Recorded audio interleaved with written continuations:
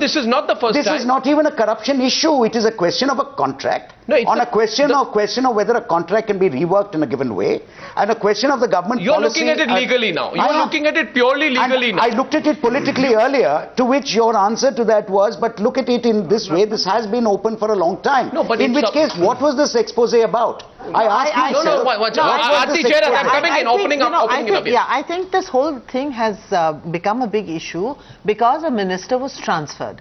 And he was transferred to a ministry which, in the pecking order, is considered a demotion. Without a doubt. And that's why people are asking questions. I mean, he's raising certain issues. He's putting certain questions to the government. He fined the company, or I don't know the exact details because this is not my area of specialization. But he put certain issues on the table, and I think by and large there is a consensus that those were very valid issues. Oh yes. So if there were valid issues, then why has the minister been shifted? And that's also the substance of what Mr. Jaswant Singh has brought out. I think we're going away from the question. So that is why the whole issue has become such a big storm. No, the dots are being connected. The dots are being connected. Is it a crime to connect the dots? No, one minute. Okay, let's look at it for a second. Let's go back. Nalin, by the way, just an observation. You speak about decorum. Where was the decorum in Parliament when Parliament was blocked for over a month? What happens to the question of decorum? The Shazia also wants to make a point to you. Sure. Shazia, shall I answer you first and then we go to? Okay. I think so. Let's come to that. And I think I'll draw you to a statement by Mr. Arun Jaitley where he pointed out that in the rarest of rare cases, and he gave the specific example of what has happened with the PAC and how the chairman could not even present his report. He pointed out what is happening in the JPC, and in such a situation when all parliamentary systems are being subverted, then sometimes in the rarest of rare cases, obstructionism may be a parliamentary tool.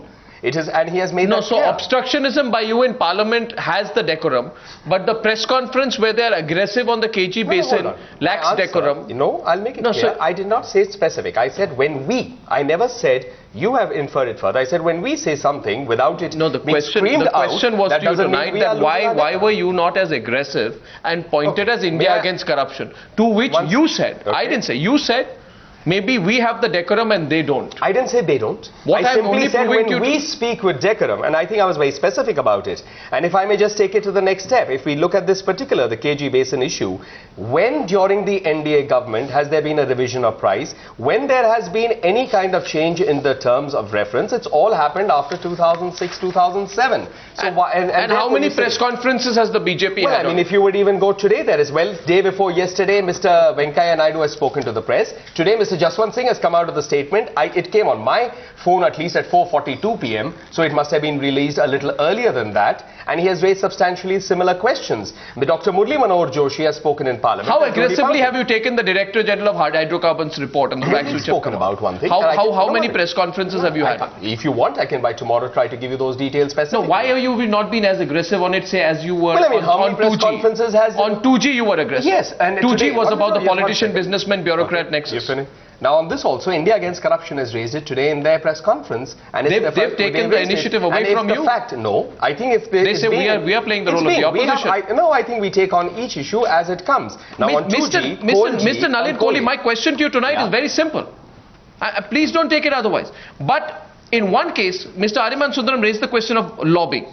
Now, I'm not drawing a direct comparison, but when former SL owner C. Sivasankaran told the CBI that Maran during his tenure as telecom minister did not grant his company the license for 2 years and pressurized him to sell it to a favoured group, that was a big scam for the BJP, right? Yes. How aggressively did you raise the point at that point of time of impropriety?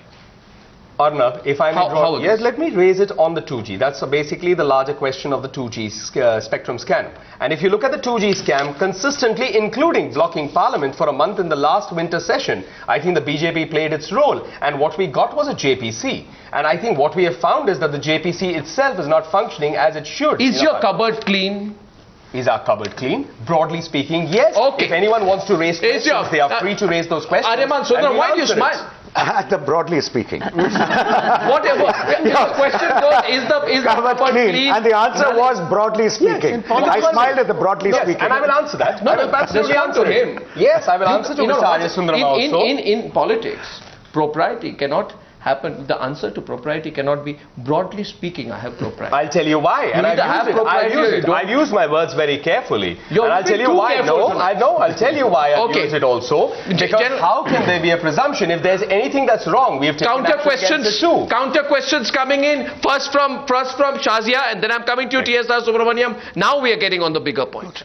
Yes, Shazia, first question from you tonight to any of the panelists you've been hearing. Yeah, basically, I have to actually go, Arnab. So I just want to make a point here. When the movement started, all of us are being asked, why don't you contest elections? And none of us were really interested, because we could have lobbied with individual parties instead of asking for a Jan Lokpal bill. So we could have done that, but we didn't. Finally, we took we bit the bullet, and we said we're going to go ahead and do this. Then we were accused of being BJP agents. Finally, we had an expose on Gadkari. Then we were accused of being soft on Gadkari and also of suppressing the Vadra story because of Gadkari. When we talked about Gadkari, when we talked to Robert Vadra, we were told that we were working as RSS agents. So, so much has gone on, and now we've come up with this expose, and all that is being said of us is that we're doing it for political opportunism. And so if we are being you can't solely attribute it to our political ambition. If a bunch of us want to enter politics and want to clean up the system and don't want to just make money and change the end game of politics, counter from Aryaman Sundaram to you. Counter from Aryaman Sundaram to you. Counter. Hear the counter, Shazi. Go ahead. After hearing the broadly clean, I'm now hearing it's not solely. Broadly speaking, I'm now hearing it's not solely for political reasons. So does that mean the accent has shifted now to going into the political platform in the forefront? What are you alleging? The India Against Corruption started, as I understood it, as a social movement to focus on corruption and how to fight corruption, which is absolutely fabulous, which I think more and more Indians should do. Today, India Against Corruption is wearing two hats. It is also a political party. So when you say we are not doing it solely what's wrong with that? For political opportunism, what does that mean? Does it mean that it also has a political axis to it? It also has a political purpose in that? But this is your platform. This is the platform by which the IAC wishes to displace the existing political parties and form its own government. But they have said so very clearly. This is the only... No. What I am trying to say is this alternating between the BJP one day and the Congress the other day, alternating. And today it was coming out that the statement was very clear. Just like Arnab does it as a journalist, just as many journalists, just like whistleblowers, RTI activists, social activists, some politicians, some good lawyers do. We continue to do it in all different ways we can. We can't take it to court. We speak on television. We come up with Shazi, I'm saying one thing. Attributing it solely to political Shazi, the question tonight is unfair. Arnab? Yeah, the question tonight which Aryaman Sundaram is alleging, I'm going to get Hartoshan because I haven't been to him, I'm coming back to this panel. The allegation being put tonight is that in the hurry to remain relevant, IAC is jumping to conclusions. Now, no political party can be held back from making its point. If it is a political party, it would be expected. Yes. I'd argue that a political party would be expected to make its point and be relevant on critical issues. And be relevant and keep commenting, so it's always in the media. So what is wrong in what they've done? So my point is, what are we talking about? Something which has been in the public realm today is being shouted about as an expose par, one of the biggest exposés on this KG Basin. It's something which has been out in the public domain for a long time. It's gone through court. It's gone through, indirectly through the court. And what is this new issue which is being there's a huge press conference about? One thing is every political party... It has been in the limelight, Arnab. Let me tell you, this has from time to time been commented on. Sir, I'm asking you tonight, is every statement of every political party in every press conference a new expose? Of course it's not. It's an elaboration of their position on an existing subject. Hartosh seems to be in agreement. I don't know, he usually doesn't agree with me. Yes, Hartosh.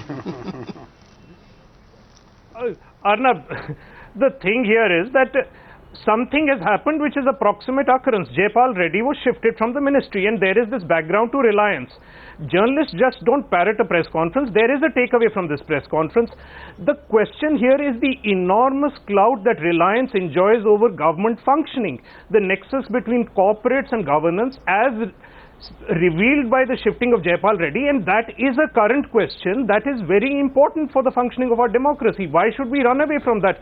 The question here is not about the motives of the India against corruption. It is about the kind of clout Reliance enjoys in our public life, and I think that question is important and needs to be discussed. That question is relevant and important. TSR Subramaniam. What does it matter how many hats ISC wears? The issue is, what are they saying today? Is that valid or not? Is it valid in your Clearly, IAC is not Einstein. They're not going to have a new invention every day. Yes. They have compiled, they have brought a credible case. They have compiled all information from so many years. Yes. I think now the intention of the main ruling party is to kill the messenger, as they did successfully in the case of Anna Hazare. Now that a new kid in the block has come, the objective is to kill the new block. And you're saying the BJP will join hands with the government? I see absolutely no reason. Okay. I see absolutely no. I think what they have done now is exactly the same thing happened in 2G. The information was in public space for 2.5 years, till it was brought into focus. Then the courts came in, ABCD came in. The same thing happened in the case of... May I just come in for a minute?